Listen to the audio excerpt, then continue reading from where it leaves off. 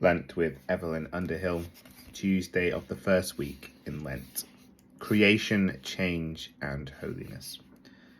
But the creative action of the Spirit penetrates the whole of life and is felt by us all in all sorts of ways. If our idea of that creative action is so restricted that we fail to recognize it working within the homely necessities and opportunities of our visible life, we may well suspect the quality of those invisible experiences to which we like to give spiritual status. I found him very easily among the pots and pans, said St. Teresa. The duties of my position take precedence of everything else, said Elizabeth Leisure, pinned down by those duties to a life which was constant check on the devotional practices she loved.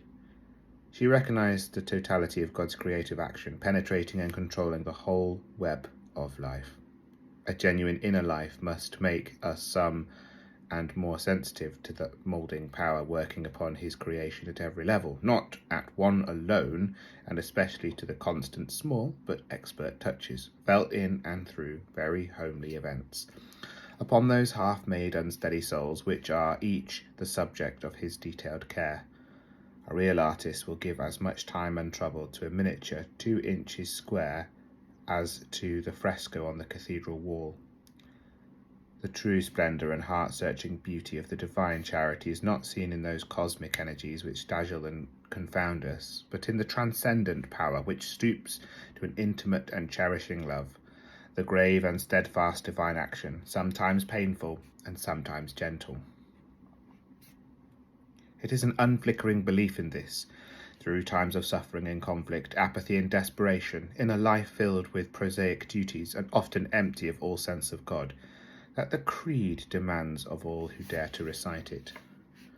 Jesus chose as the most perfect image of that action the working of yeast in dough, the leavening of meal, which must seem to an ancient man a profound mystery, and yet something to which they could always depend. Just so does the supernatural enter our natural life, working in the hiddenness, forcing the new life into every corner and making the dough expand. If the dough were endowed with consciousness, it would not feel very comfortable while the yeast was working.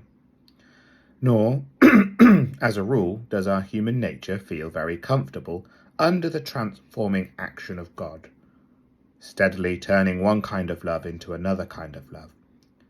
Desire into charity, clutch into generosity, eros into agape. Creation is change, and change is often painful and mysterious to us. Spiritual creation means a series of changes, which at last produced holiness, God's aim for men.